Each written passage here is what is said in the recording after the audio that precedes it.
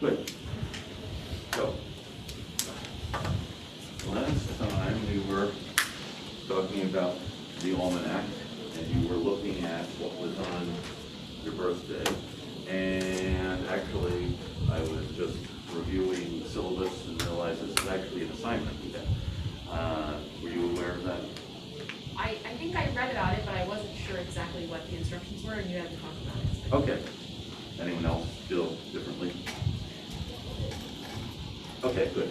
So the instructions for the first step is what we were doing last week, to look at the almanac and try to decipher what the information was on your birthday, or I guess you could have picked another day, And then the second step is to think about doing something similar today. That is an almanac written in 2021. What would be the important information that should be in it so that it would be useful? And maybe that's a reason almanacs have kind of fallen out of fashion, except in some esoteric quarters, the connoisseurs of almanacs. But since only one or two of us had ever seen one before, last time we started looking at this one. So that's the assignment, and then you'll post it on the blog. Both, if you don't want to reveal too much about your birthday in 1733, you don't have to, but what was the information, what did you decipher from it? And then what, if you were doing something similar today, would be important to include? Okay? So that's it. Any questions on this? Yes, Chloe? When is that due? Excuse me? When is that due? A good question. Why don't we say next Tuesday? I was going to say it's 4 o'clock, but would you rather 4 o'clock? Get it done? Okay. Trying to gauge what kind of a group we are. Yeah, that doesn't sound like something I want to spend a week doing. I'd rather spend 40 minutes doing it and know everyone's in the same boat. What do you think, Gordon? Sounds good. Next Tuesday or 4 o'clock today? Okay. Okay, so, good. And then once we've done that, we'll move on to science, our next thing. Okay. So what did we find out about the world in 1733, looking at this almanac?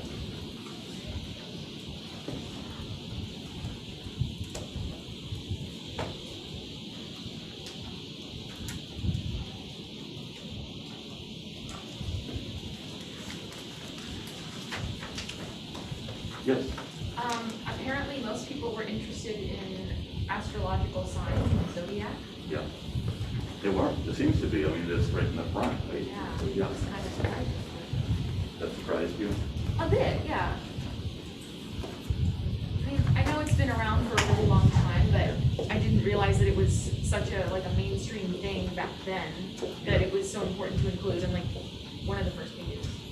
Yeah, that's true. That is kind of surprising and different. Yes. Slightly ambiguous weather predictions. Ambiguous weather predictions. What do you mean by that? Well, they're never exact. It's like clear weather, most likely with maybe some clouds during some time. Yeah.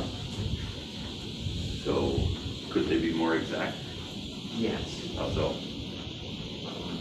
Like actual times, like, hey, this will happen at this point here. And instead of just saying, oh, it'll probably be clear on one of these days all over the entirety of the eastern seaboard. Yeah, that's a very good point. It would be much more useful to know in advance what the weather is going to be than be somewhat ambiguous thing. So why do you suppose the publisher doesn't do that? They couldn't. Because that would be my first guess. They could. And how do you know the weather? I mean, I watch, not by my own choice, the weather all the time. And it's amazing, the 10-day forecast, how inaccurate it is, the 2-day forecast, how many snowstorms we were supposed to get but didn't. And so, I don't know, does anyone here want to be a meteorologist? I should have asked that before I started maligning an entire profession where it doesn't really matter if you're wrong, right, or wrong. Okay, we'll come back to this, although now I'm starting to vent, and the dean's warned me to stop knocking really legitimate ways of making a living. Okay, anything else people notice that I know? Yes? I was surprised how much it reminded me of like a calendar. I thought it would include like major events for the year, something like that. It's more just like day to day. Yeah, so what kind of major events do you think? I don't know. I didn't think that far. Okay, yes. Oh, to add on to what Emma was saying, it kind of had like day-to-day, or it has like major events, but they're in the list of like December 1st, December 2nd. Yeah. But I feel like in like nowadays, there should be like a separate page that says this day, this happens. And they have something similar, but it's not like that prominent. So like this day in what, history or in just this? Or like in general, like major days in history as well as like holidays or something. Yeah, And like in this one, they had it just more listed, except for like one page that there was like a very brief one, but it wasn't that like big in regards to the almanac. that's true. Okay, that's true. And you know, it is, like, and just think about this in terms of being just a kind of a day-to-day listing. There are any number of different ways you can put this information together. And so you're choosing one here. I'm not speaking up in favor of the almanac. I think that's a good observation. But how do you want to divide it? I could divide it like important events in history or weather this year. I mean, you could divide it in a lot of different ways. Inspirational sayings, but they all are kind of put together. So it is, you know, like there are desk calendars or pocket calendars you can get. Yes, Emma? I'm wondering, how are other almanacs framed? Because I think I've only looked at this one. Like, how are they, what other things do they include that are different? Actually, they're very similar. And it's striking, looking at the Titan Leads Almanac, last time I passed this around, we could look at it again if you didn't get a chance to see. This is one from 1806. Did you see this? Were you in when we were? I saw it. Okay, yeah, you can take a closer look. Yes, Chloe? I noticed in the back there's also stuff about the courts Yes, and courts in like different states at the time. yes. But then there's also like a listing of when there's going to be Quaker meetings.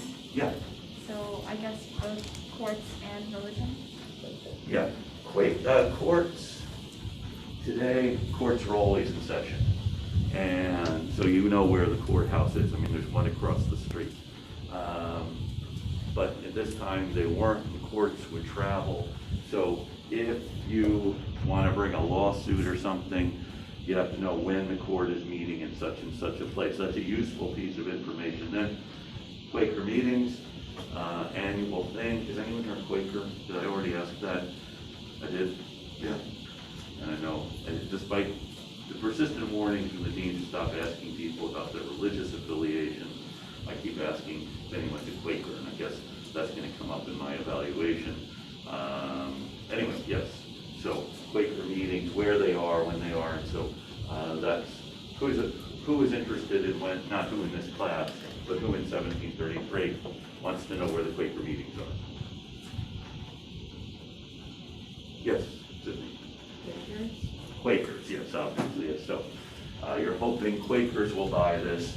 You're hoping, I guess, well, some will buy this because they find it a useful piece of information.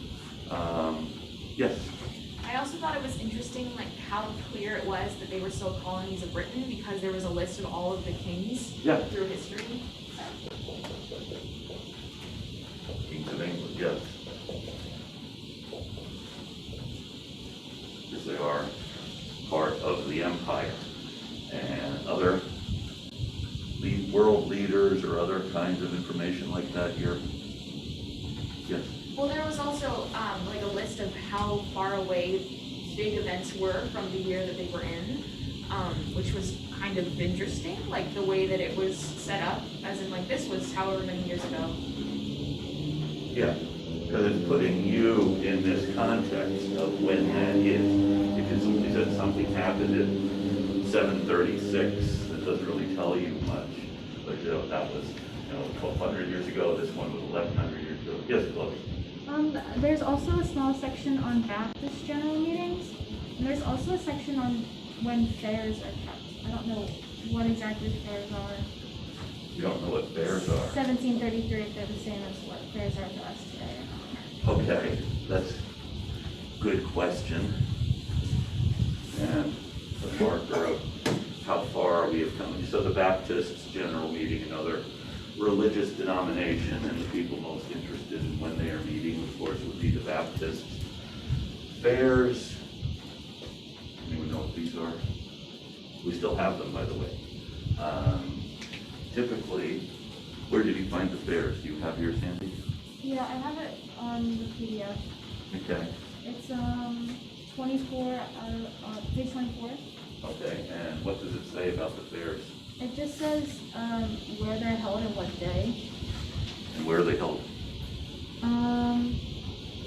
Kind of all over. Like there's some in Salem, Philadelphia, New York,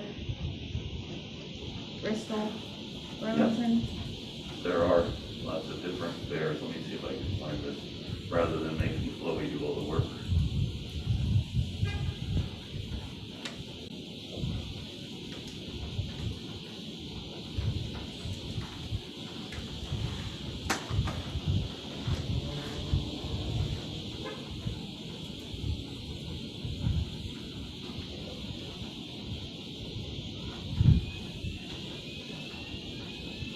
What page is it on? 24.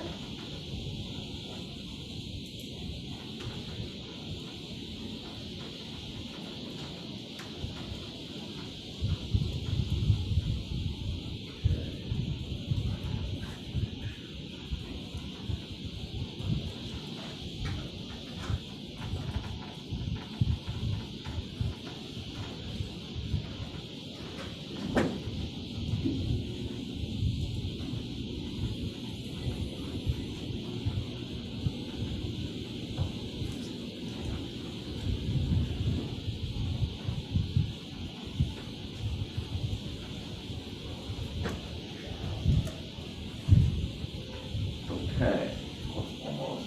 You can see it on my screen.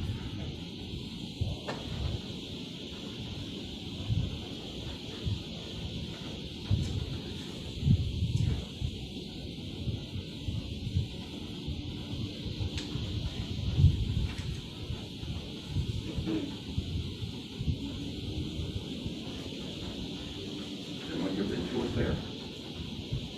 Some of you have, so can you tell us anything more briefly about the fair?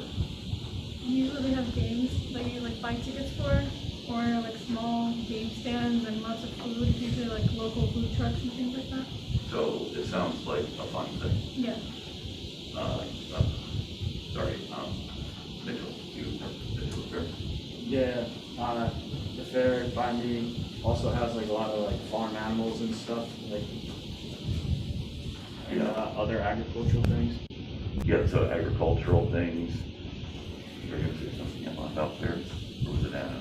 Anna, yes? I was just gonna say the same thing, how like most times they have like animals involved and like there's a whole like show. Yes, And it also includes like foods and stuff, and people like do bake-off type Yeah. things, but it's Yeah. like for a fair. yeah, so it's I'll leave you. I was just gonna add that sometimes they have like vendors or businesses and people selling Yeah. stuff. Yeah, yeah. So, and here we can see, this one's Cohasset is in New York City, April 24th and November 6th. Salem, and this is Salem in, I believe it's in New Jersey, on the eastern side of the Delaware. Does anyone else know more about Salem as a town in New Jersey as opposed to the one in Massachusetts or the one in Oregon? I'm pretty sure it's New Jersey. Newcastle, anyone know where Newcastle is? Yes, Sydney. Is that New Hampshire? New Hampshire? Okay, that would be a good guess, but I don't think he means the one in New Hampshire. Boy, now it becomes a trick question. Everyone's gonna be embarrassed. We're gonna spend the rest of the class trying to figure out where Newcastle, that is not in New Hampshire, is, and I don't know that anyone really needs to spend that much time worrying about it. I think he means the one in Delaware. And since Delaware is not that big a state, we should give it credit whenever we can for things that have happened there. Chester, which is in Pennsylvania, Bristol, and I think Bristol may be in Pennsylvania. Chloe, you know that is, okay. Burlington, which is New Jersey, Philadelphia, again, Chester, Cohasset. So it seems like there's one usually in the spring, then one in the fall. We see the same places cropping up where you have, and I'm suspecting from this, it's an agricultural exposition, but because you know, as a vendor, that there are people going to be showing up to show off their hogs or their sheep or whatever, you'll show up to sell stuff. or to get people to buy stuff, and plus, as a form of entertainment, it's kind of a big open market exposition and so on. In the 20th century, actually late 19th century, World's Fairs became kind of a big thing. And so countries would send stuff to show off. There was one in London, I think one in Paris, late 19th century, a number in the United States. They've kind of fallen out of fashion. So anyway, but here you can see important enough that the almanac is going to list where they are and when they are in different places. So if you're, waiting to bring your livestock to show off at the Germantown Fair, that's on the 20th of October. Same day as the fair in Salem, so I guess you have to choose. You go to the one in Salem or the one in Germantown. Okay, and then the Quaker meetings, these places, provincial courts in Maryland, courts of general sessions and common pleas. And you can see we have both, we have New York up here as well as Virginia, although that may be New York. Yeah, these are the different counties of New York up here. Okay. Other things that people noticed about this almanac, the useful, important information in it. Or worthless information. Why would anyone need to know that?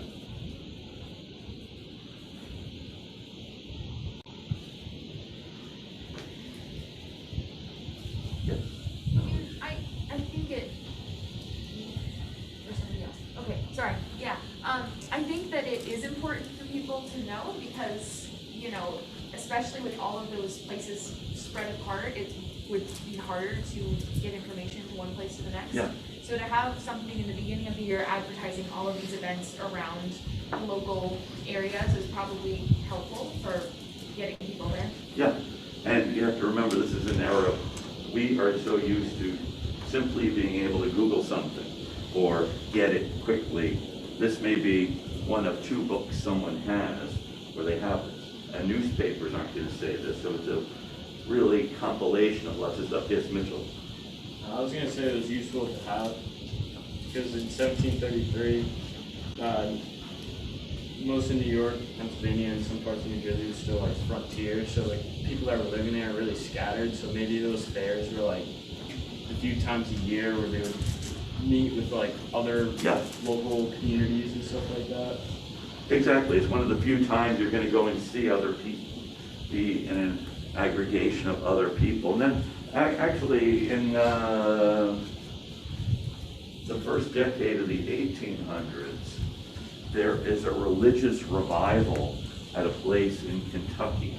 It's called the King Creek, Kentucky. And at the time this was held, this is actually the largest aggregation of people anywhere in North America. There's something like 25 or 30,000 people who came to this, essentially a religious fair. They didn't have the games or the live stuff, but it is a time to connect with other people. So yeah, so that's useful to know when these things are happening, because you are in a somewhat scattered place, so you can't just go and ask someone. So you have the almanac. The reason you're going to buy it is to find out when the fair is, or when the meetings are. So this is a useful thing to know, when the courts are being held. And then let us see.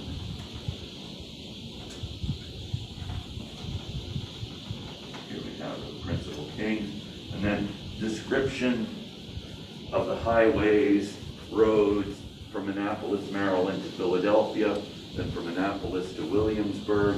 So these are the roads essentially south of Philadelphia. But what do you make of this? The kings of England. And the principal, no, this is the principal monarchs of the world at the time. So George III, Frederick, the Prince of Wales, Charles VI, the Emperor of Germany, and their ages. And then poor Richard, an American printer without subjects, his wife being viceroy over him. And he was born October 23rd of 1684. So he's 49 years old.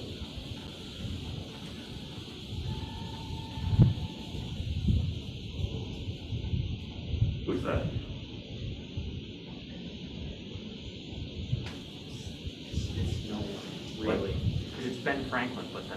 That's not Benjamin Franklin, no, that's Richard Saunders, so again, creating this character.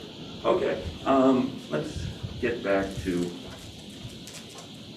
the question that Gordon raised about why the weather wasn't more accurate. And here in 1739, the almanac begins with, let's see, ignorant men wonder how we astrologers foretell the weather so exactly unless we deal with the old black devil. How else would we? Anyone wonder this? You were wondering why it's not more exact. You're saying people may wonder why it's so exact. How could they know this unless we're dealing with the devil? Okay. Alas, 'tis as easy as pissing a bed. For instance, the stargazer peeps at the heavens through a long glass. He sees perhaps Taurus or the great bull in a mighty chase, stamping on the floor of his house, swinging his tail about, stretching out his neck and opening wide his mouth. 'Tis natural from these appearances to judge that this furious bull is puffing, blowing, and roaring. Distance being considered, and time allowed for all this to come down, there you have wind and thunder. He spies perhaps Virgo or the Virgin. She turns her head round, as it were, to see if anybody observed her. Then crouching down gently, with her hands on her knees, she looks wistfully for a while right forward. He judges rightly what she's about. And by the way, you know what she's about? What is Virgo doing?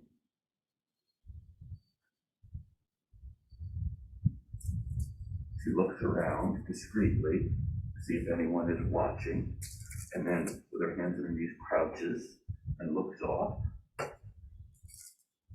So I don't want to hit you over the head with it. And having calculated the distance and allowed time for its falling, finds that next spring we shall have a fine April shower. What can be more natural and easy than this? I might instance the like in many other particulars, but this may be sufficient to prevent our being taken for conjurers. Oh, the wonderful knowledge to be found in the stars. Even the smallest things are written there, if you had but skill to read. When my brother Jameson erected a scheme to know which was best for his sick horse, to suck a new laid egg or a little broth, he found that the stars plainly gave their verdict for broth, and his horse having sucked his broth. Now, what do you think became of that horse? You shall know in my next. So, how exact is this science? Sounds perfectly scientific. Excuse me? Sounds perfectly scientific.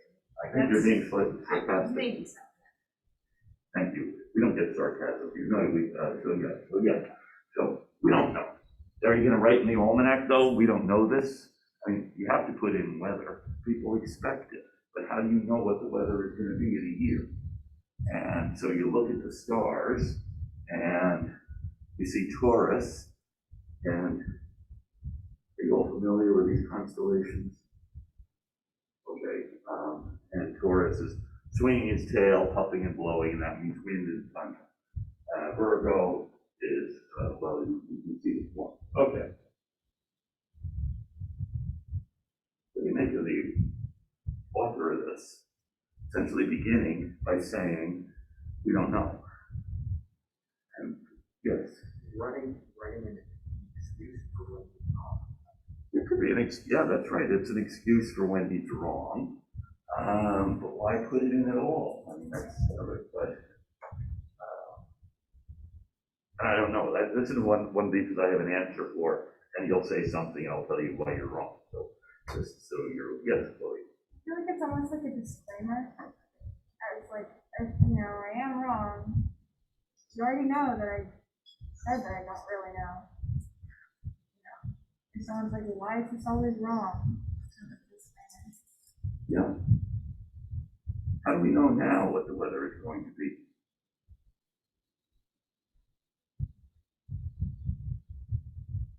I mean, we have Yes, What satellites and other tools to kind of help us predict more accurately?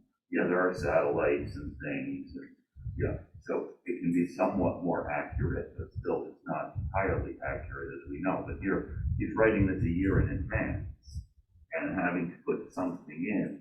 So I guess it's a conjecture whether in April you're likely to get showers, in March you're likely to get wind, and January, yes.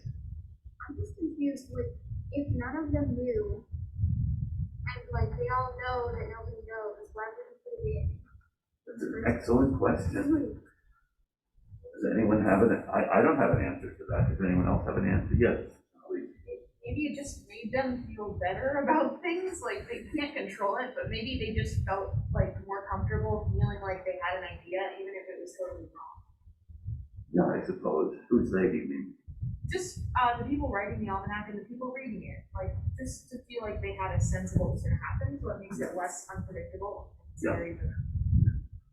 What was, maybe because everyone else had it, so you don't want to be the one almanac printer that doesn't have the weather. Yeah, that's true. You know, and you can't really say everyone else is wrong, and therefore I'm not going to print the weather at all because there's no way of knowing this. People aren't going to read your almanac. Maybe he just wants to sell more books. That's another thing in there. People buy it.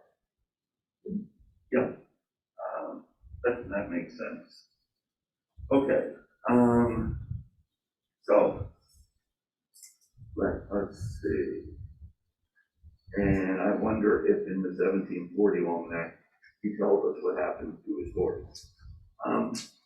We were talking earlier on about the prediction of Titan Leeds' death. And Titan Leeds actually did die in 1739. The almanac went on until 1738, and then Titan Leeds died, and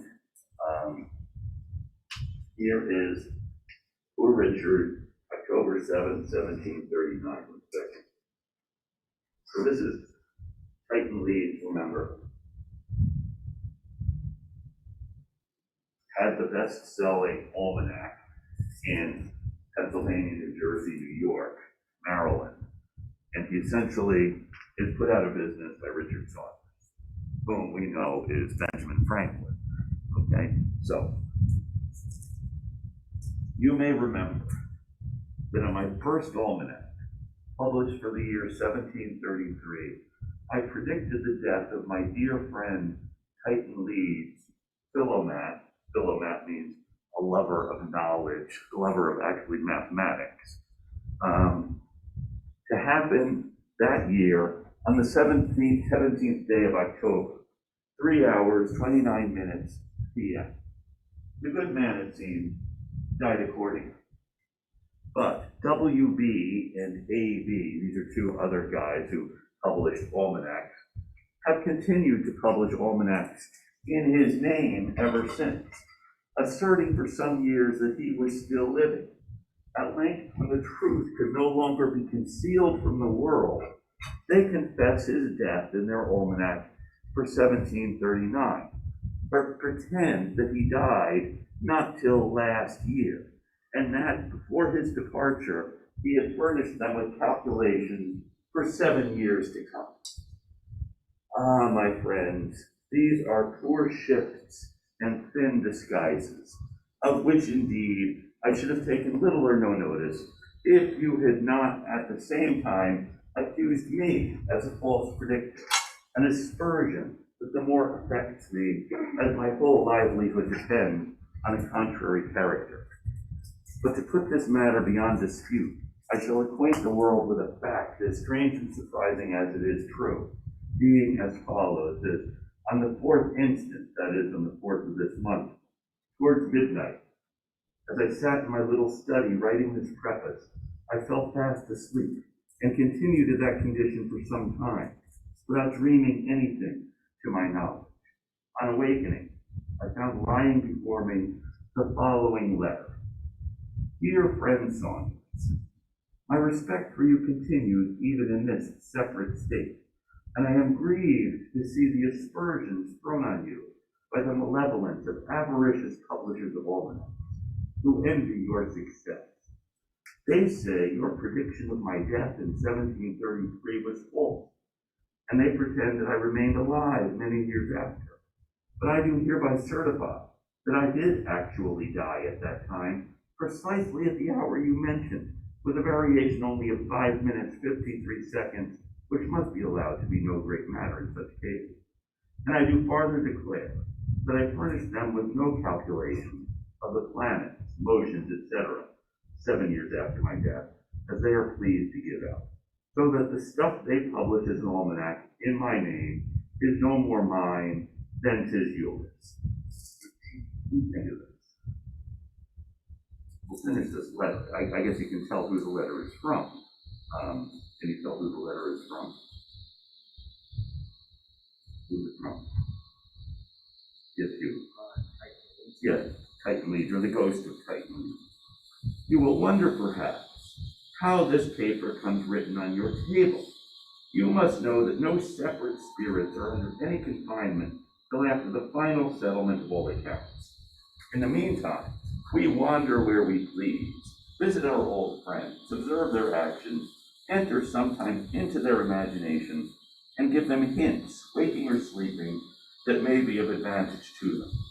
Finding you asleep, I entered your left nostril, ascended into your brain, found out where the ends of those nerves were fastened that move your right hand and finger, by the help of which I am now writing unknown to you.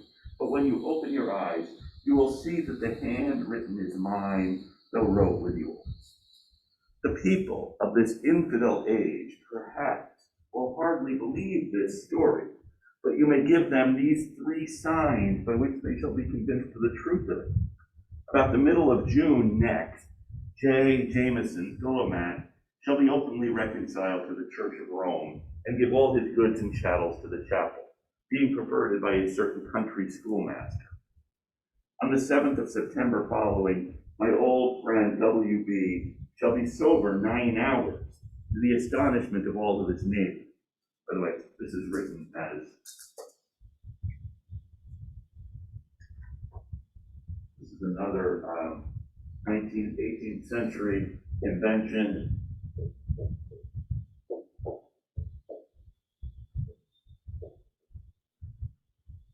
I guess you would call this plausible deniability. If you print someone's name at this time and what you say is false or libelous, you can be sued for libel.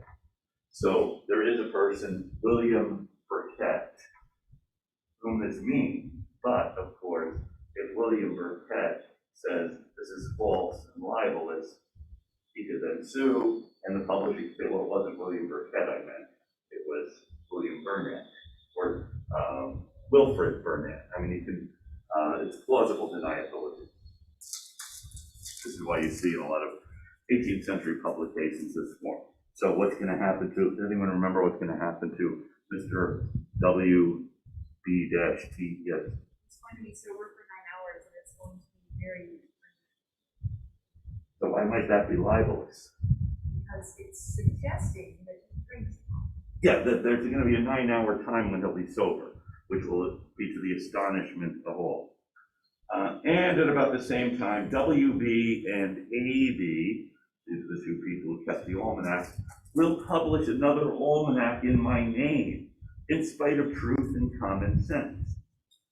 As I can see much clearer into futurity, since I got free from the dark prison of flesh, in which I was continually molested and almost blinded with fogs arising from tip and the smoke of burnt drams, I shall in kindness to you frequently give you information of things to come, for the improvement of your almanac, being, dear Dick, your affectionate friend, T. Leeds.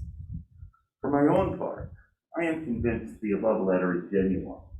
If the reader doubts of it, let him carefully observe the 3 signs, and if they do not actually come to pass, believe as he pleases. Let me do this. A letter from Titan Leeds, who is now dead. It's It's very, very extra. Something extra. Benjamin Franklin is just kind of creating this whole other situation to his own advantage. And I guess it's smart because it will probably sell more almanacs. And it's basically invalidating everything that's happened and revalidating his own point, and then giving him like the ability in the future to say that Titan Leads is telling him things to put in his almanac. That's a very apt way of looking at this. What do you make of the person who writes this? That's one thing. But then the other, what about this about, in this infidel age, people may not believe that the dead Titan Leads can come upon you while you're sleeping and enter your left nostril and get control of your right hand and have you write something. Is this plausible, by the way? To you? I mean, I mean, who are we to say whether or not this actually happened? Who here would want to get into a public argument with Benjamin Franklin, knowing this? How does this, this guy, extra is an interesting word. Is that the new, is that the new meaning of it? I just mean, like, it's just way more than necessary. Like, he just decided to run with it and have fun with it, and good for him, I guess. It takes a lot of nerve, but, you know, he seems like he's confident in it, so. Unless, of course, you're Titan Leads. Well, Or Titan Leads is heirs now, or these other guys. The guy he says is going to be sober for 9 hours, except if. I feel like he just finds kind of like clever, like little ways to sort of like take jabs at people and slam to them a little bit, but in ways that aren't like outright. Yeah. Okay.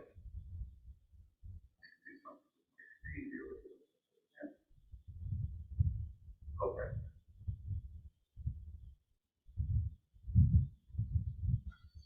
Other thoughts on? Yes. I've been thinking about this a lot, kind of like, it's interesting that he says this and everyone's like, oh, ha ha ha, it's so funny. And like, they had the whole like astrological thing was a big deal, but then they're like, witches. Like, and then they think, like, have a whole like witch hunt and stuff. Like, that's just interesting to me. It's an interesting time. I mean, you put together a couple of different things in this period that are really interesting. You have the astrological signs telling the weather, but then there's also this fear of witches. And that's, and he did that thing that some of you read on the witch trial at Mount Holly. We talked all about that when we were looking at satires. Tyler read the witch trial at Mount Holly. We talked about it. You don't believe we talked about it? So he has this thing about the astrological signs, and from the thing I read to you, how much does Franklin believe that this, you can look at Taurus and figure out the weather? I mean, and did he think much about his astrological sign, the sign he was born under, and how that would influence his behavior? You get that sense. And for those of you who do subscribe to your astrological signs, I don't want to in any way shake your faith in that, but it's an interesting thing. Okay. Let's see if we can find the witch trial at Mount Holly.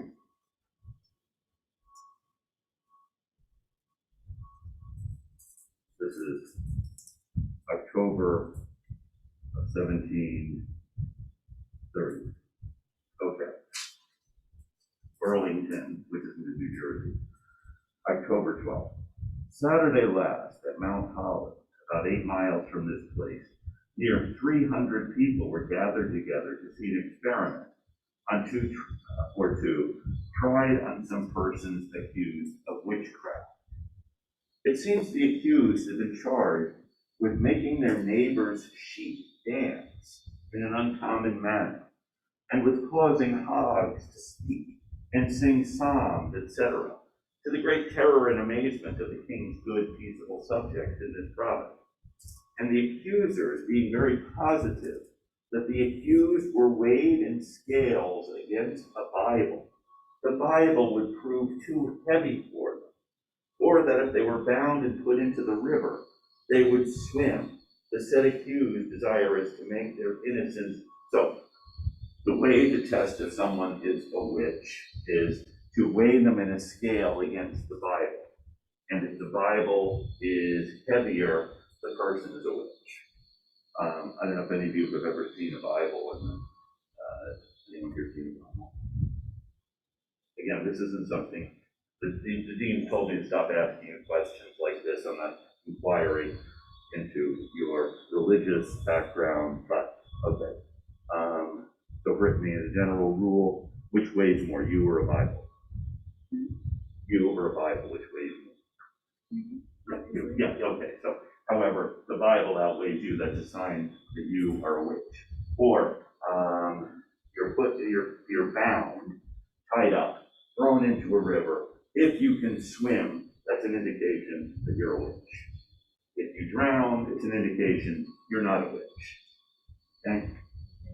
Excuse me? Yeah, but you see, the important thing isn't your living No, of for course you not. living, it's your soul, your immortal soul. So you would want actually to sink, to show so that you're not a witch, and thus if you are a witch, and being a witch actually was a crime at this time. This is 37 years after the unpleasant incident at Salem, Massachusetts, where they had 19 people executed for witchcraft. And after that, the prosecution of witches kind of goes out of fashion. A long story about that. Salem becomes a great epic event. There are other witchcraft outbreaks in America. Actually, witchcraft mainly happened at this time, at least in the Western world, in Protestant countries like Scotland, Germany, England. Witchcraft becomes a crime in about 1504 or so. And it's actually, I don't know if I talk more about this. Okay, I know I've talked to other groups. The little circle I gather with at midnight on the 13th of the month. No, that's not true actually. But a witch is an agent of the devil. Okay, you have signed Satan's book, and you're covenanting with the devil. But that in itself isn't so much a crime as is the doing of bad things, or maleficium. And actually, the classic book about what happens during witchcraft outbreaks was written in 1688 or so by a Boston divine about the case of the Goodwin children and their tormenting by a witch named Goodwife Glover, or Goody Glover. And Goody Glover, turns out, according to the law and her confession, is a witch. Plus, her late husband had said before he died that my wife is a witch, or a word that sounded very much like it. And she was a sharp-tongued old woman. First language was Gaelic. Another evidence that she was a witch wasn't just that the Goodwin children, after she spoke harshly to them, started crawling on the ground, barking like dogs when they got home, but that when she was found and interrogated, a search of her house revealed that she had a puppet or a doll. Why would you have a doll unless you're going to stick pins in it as a way of tormenting the Goodwin children? And she could not say the Lord's Prayer in English. She could say it in Latin. And she confesses to being a witch and is hanged on Boston Common. And she was actually interrogated by the person who writes the book about this. Does anyone know who that might have been? Yes. Cotton Mather. It is Cotton Mather. Yes, Cotton Mather writes the book on witchcraft, happily just in time for this outbreak in Salem, where he is called as the expert witness and helps to exacerbate the whole Salem thing. And after that, Salem is so embarrassing for the forces of light, and those of us, by the way, some years ago, when I was teaching this class, I did have a student say that he actually was a witch. And so I speak very cautiously about this, understanding that someone in this room might be a witch, and I don't want anyone to get the wrong impression, either the rest of the students who now think that witches do bad things, or that student thinking that I am somehow speaking harshly of those who are in league with the devil. So, okay, Or they would. they wouldn't. Did they? You don't go down to the harbor and I ever That we'll find out who is a witch here. Yes. Okay. Just trying to picture what the release form would look like for that particular class exercise. Okay, so anyway. The said accused, desirous to make their innocence appear, voluntarily offered to undergo the said trial, if two of the more violent of their accusers would be tried with them. Accordingly, the time and place was agreed on and advertised about the country. The accusers were one man and one woman, and the accused the same. The parties being met, the people got together. A grand consultation was held before they proceeded to trial, in which it was agreed to use the scales first, and a committee of men were appointed to search the men, and a committee of women to search the women to see if they had anything of weight about them, particularly pins. After the scrutiny was over, a huge, great Bible belonging to the justices of the peace was provided, and a lane through the populace was made from the justice's house to the scales, which were fixed on a gallows erected for that purpose opposite the house, that the justice's wife and the rest of the ladies might see the trial without coming amongst the mob. And after the manner of Moorfields, a large ring was also made. Then came out of the house a grave, tall man carrying the holy writ before the supposed wizard, etc., as solemnly as the sword bearer of London before the Lord Mayor. He was carrying the Bible as he's proceeding with the wizard behind him.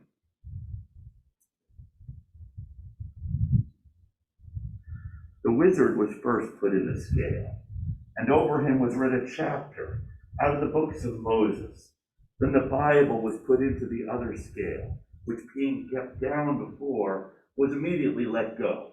But to the great surprise of the spectators, flesh and bones came down plump and outweighed that great good book by abundance. After the same manner, the others were served, and their lumps of mortality severally were too heavy for Moses and all the prophets and apostles. This being over, the accusers and the rest of the mob, not satisfied with this experiment, would have the trial by water. Accordingly, a most solemn procession was made to the mill pond, where both accused and accusers, being stripped, saving only to the women their shifts, were bound hand and foot, and severally placed in the water lengthwise, from the side of a barge or flat, having for security only a rope about the middle of each, which was held by some in the flat. The accuser man, being thin and spare, with some difficulty began to sink at last. But the rest of them, every one of them, swam very light upon the water. A sailor in the flat jumped out upon the back of the man accused, thinking to drive him down to the bottom. But the person bound without any help came up some time before the other.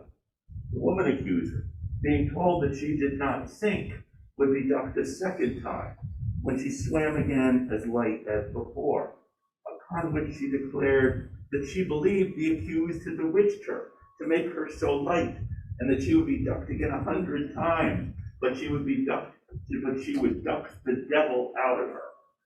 The accused man, being surprised at his own swimming, was not so confident of his innocence as before, but said, "If I am a witch, it is more than I know."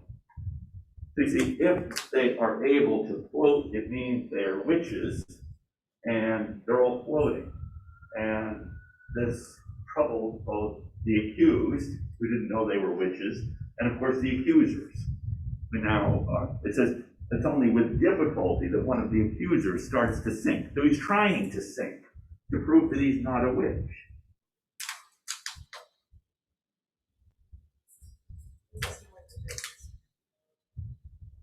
So, I don't think it's a good system either. What do you think the author of this thinks? Yes. By the way, before we go on, I should point out this that appeared in the Pennsylvania Gazette, October 22nd, 1730. This is the only account of this. It's the only record of this ever happening. So this is yet another story that this guy made up, and it's in his newspaper, about the witch trial at Mount Holly, to the knowledge of people who have studied Mount Holly, New Jersey. No one was ever accused of witchcraft there in 1730, or perhaps at any other time. So making all of this up to besmirch the reputation of the good people of Mount Holly. The more thinking part of the spectators were of opinion that any person so bound and placed in the water, unless they were mere skin and bone, would swim till their breath was gone and their lungs filled with water. But it being the general belief of the populace that the women's shifts and garters with which they were bound helped to support them, it is said there to be tried again the next warm weather, naked. So the more thinking part of the spectators say, yeah, anyone tied up like that is going to float, unless the lungs fill up. But most people say it's the women's shifts and garters holding them up. So try it again in warm weather. This is the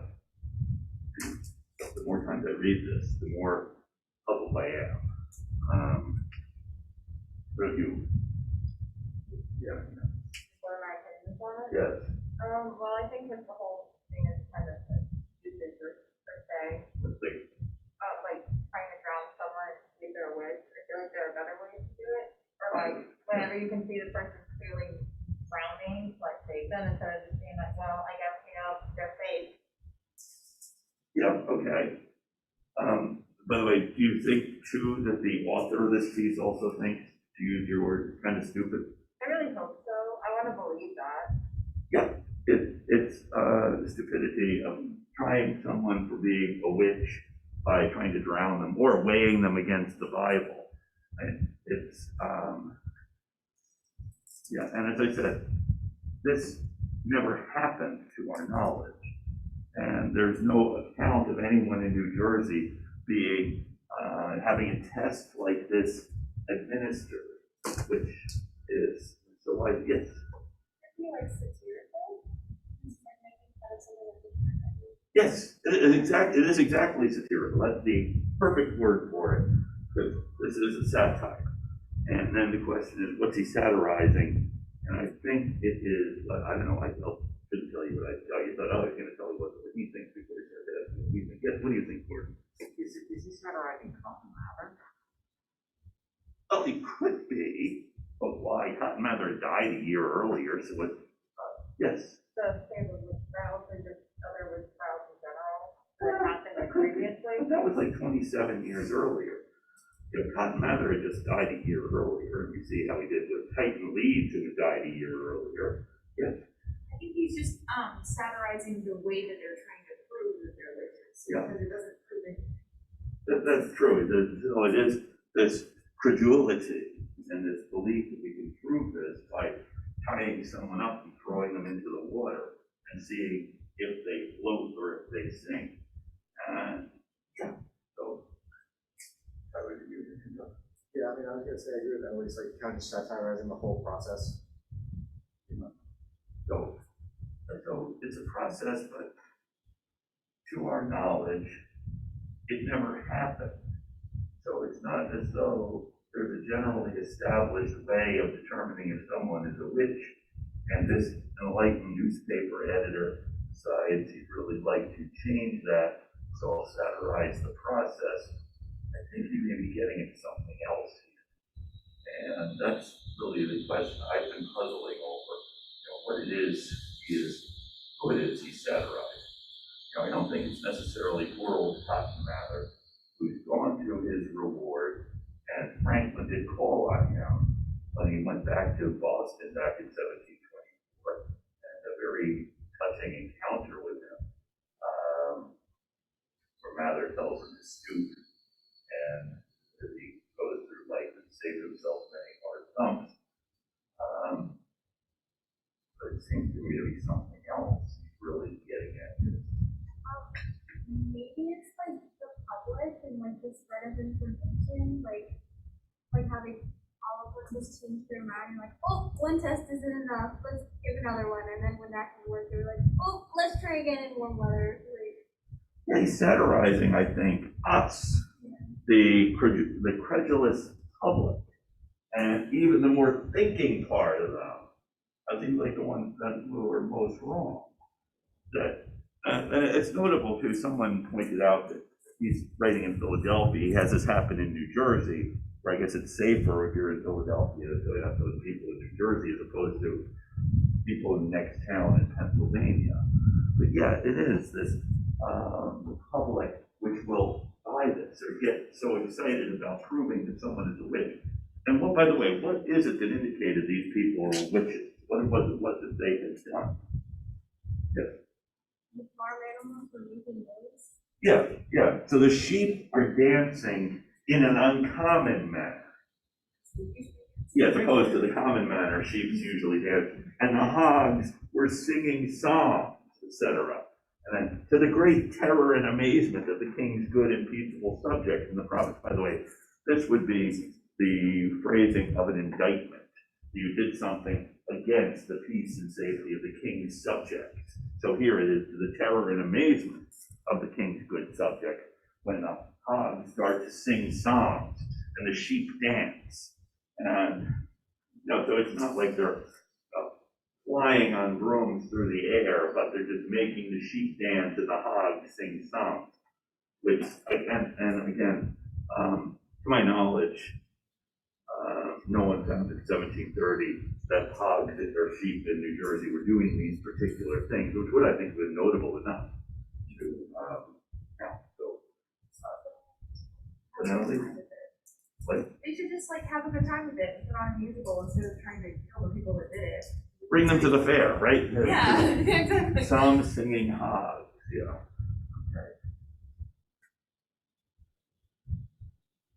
Okay. So that's the witch trial at Mount Holly. I can't remember how we got onto that subject, by the way, of the witches, Mount Holly, and we're talking about astrological signs and witchcraft and this belief in some other thing, which again is okay. Let's see what more we have to say about this. Any questions on this? Any further thoughts on this? Another thing you will have noticed from the almanac, and probably the most famous enduring thing from the almanac, are these little sayings that he has in various places. We were intrigued last week by the one about, well, you're looking up the one. Anyone else have one to remember? This is really, these sayings are what made both Benjamin Franklin and the Poor Richard famous.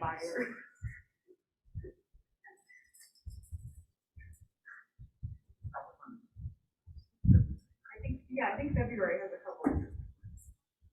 And find it. Yes. There's one in September that I thought was funny. Men and melons are hard to know. Men and melons are hard to know. You thought that was funny? Yeah. Why is that? Because like, it's funny that it's like, it's really nice. What does it mean?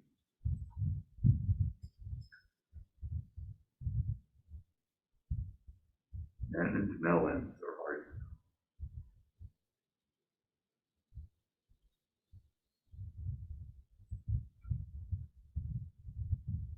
Has anyone here ever bought a melon? have. How do you know if a melon is ripe when you buy it? You knock on it, and that generally tells you.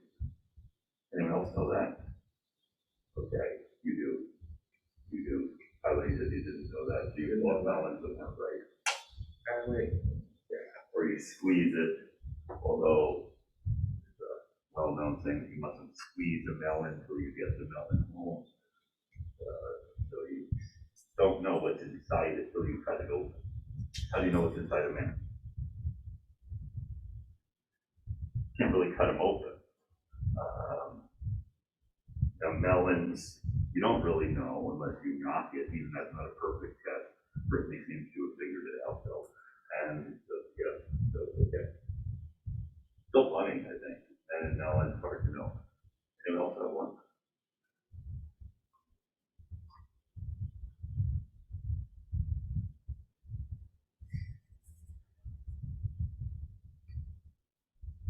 Fools make feasts, and wise men eat them. What does that mean? Yes. It sounds like fools are like some people do all the work and the smart people don't, they just reap the benefit. That could be. It's certainly one interpretation, possible interpretation of it. You know, you're a fool to do all the work and make this, and then someone smarter than you will come along. Well, we have a dim view of smart people here, but is there any other interpretation of it? Yes. Maybe that if you work on your intelligence and your wisdom, then you will succeed more in life because you're likely to get like a higher paying job or you're likely to get more benefits and opportunities. Wow. Yeah. Quite likely. You know, or you spend all your money on this feast, someone else is going to come along and eat. We'll get back to this. Okay. Anyone else have one? Beware of meat twice boiled and an old foe reconciled.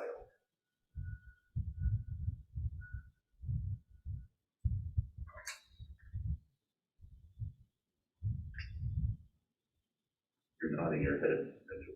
See this? Yeah, what I got out of it is like, don't trust like double boiled meats on sitting here. Could be bad, could be good, but you don't really know, so don't trust it. Just like don't trust someone that used to be into an enemy, now you're friends with. Yeah, yeah.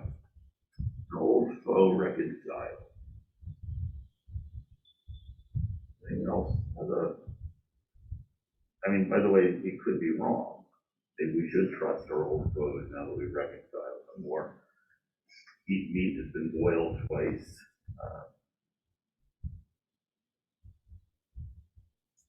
He is ill clothed who is bare of virtue. I think that's self-explanatory.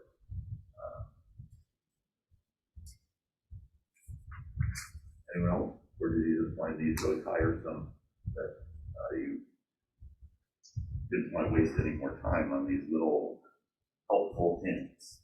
These, yes, Tyler. I liked February's, which was light purse, heavy heart. What does that mean? Well, it seems self-explanatory. If you don't have a lot of money, you're probably not very happy. Yeah, light purse, heavy heart. But take counsel in wine, but resolve in water. What does that mean?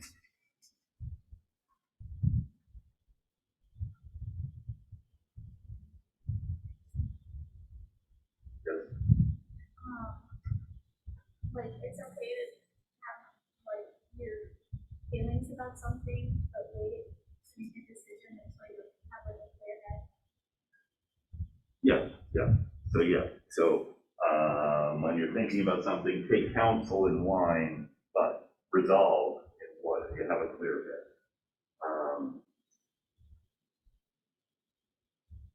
Fear no ill of a friend, nor speak any of an enemy.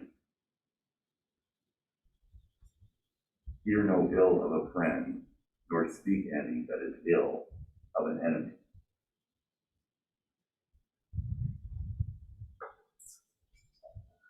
Like, don't stand for anybody, disrespecting the people that you hold close to you, and don't disrespect the people that you don't like. Yeah, yeah.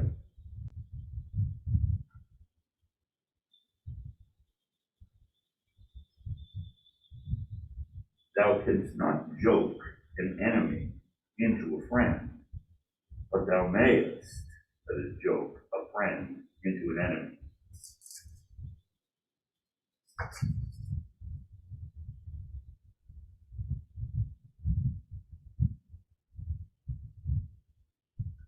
Rather go to bed supperless than run in debt for a breakfast.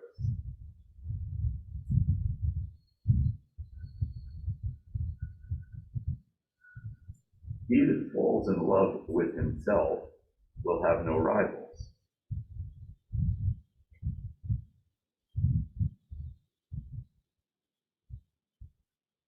Sin is not hurtful because it is forbidden, but is forbidden because it's hurtful. Nor is a duty beneficial because it is commanded, but is commanded because it's beneficial.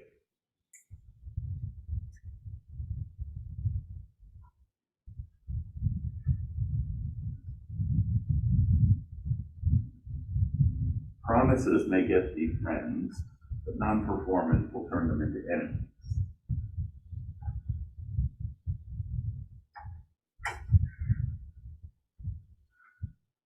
There are lazy minds as well as lazy bodies.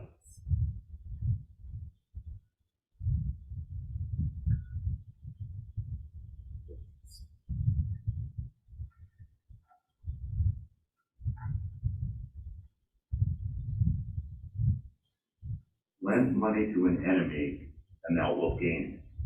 To a friend, and thou wilt lose it.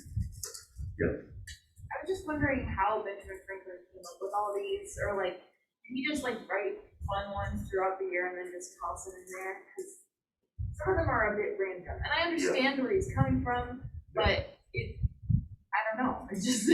Well, yeah, I think you're onto something because, yes, and a lot of them are not original to Franklin. I mean, a lot of them are well-known adages that he's simply putting in.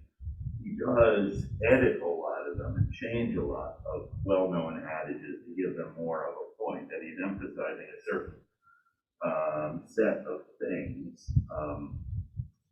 So you could probably find a lot of these, a lot of them were hackneyed and well-known cliches long before Franklin came along.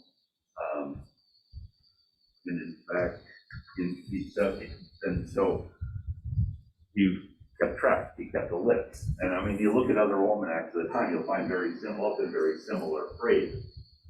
And so these then get passed off as Franklin, and yes, he did set them in type, or have someone set them in type and put them in the almanac, but he didn't coin. So, I mean, how much time would it take to sit down and come up with all of these phrases every year? And he has, 2 or 3, one in a month. So how many then does he need for the almanac? But he is keeping a list of adages and things, and little poems and little stories and things to put in the almanac as a way of, yes. Sorry, I'll let you finish. No, go on. I'm pretty much done. How many people at this time knew that Benjamin Franklin was behind it? Was it like absolutely nobody, or was it kind of well known, but they still sort of kept it a secret? Like what? That's a good question. And I think,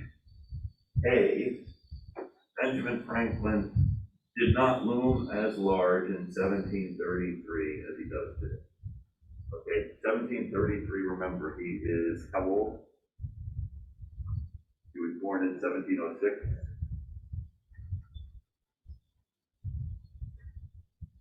Mm-hmm. 27, yeah, okay. And he is writing this almanac for the chief purpose. What's the chief purpose? No, I promised I was going to tell you the chief purpose.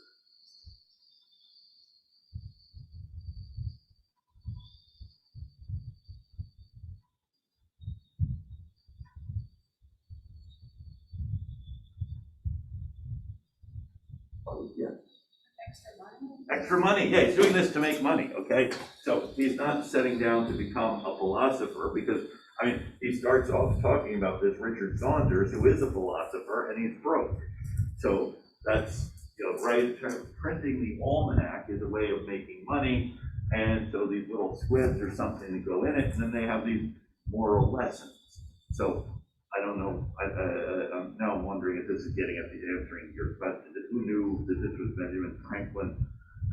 Probably those who put it together, but on the other hand, I don't think many people would have cared that this is Benjamin Franklin.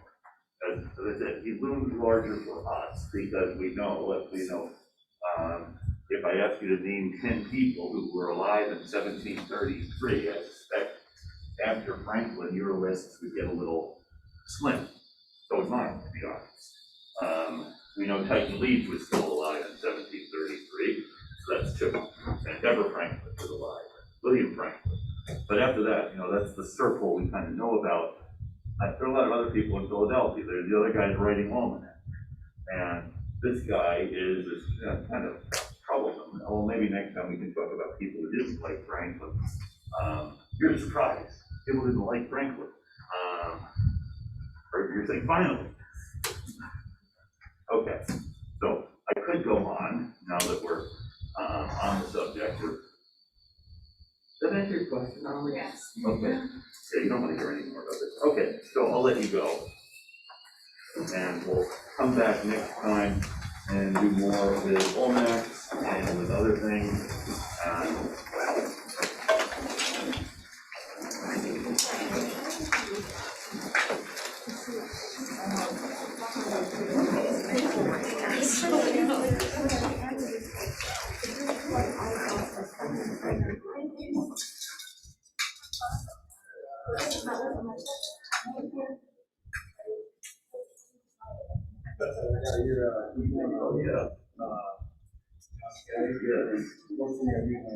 Oh, well, yeah. Just gonna put a face in there, but that's still really neat that it's on. Yeah, what we just been talking about. Yeah, no, that's still neat, though. Have a good one. Okay.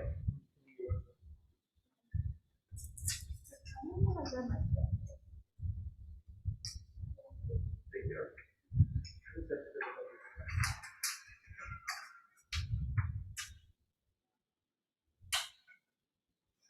Have a good one.